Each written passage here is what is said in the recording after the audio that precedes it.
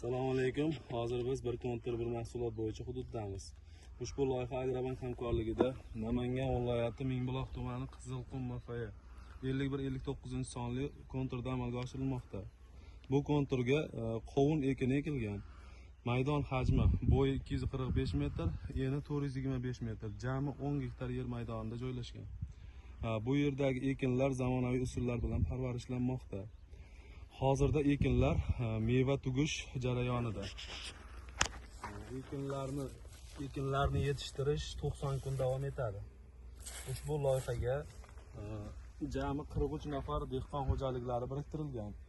Har bir dehqon xo'jaliklari uchun 0,23 gektardan yer maydoni to'g'ri keladi.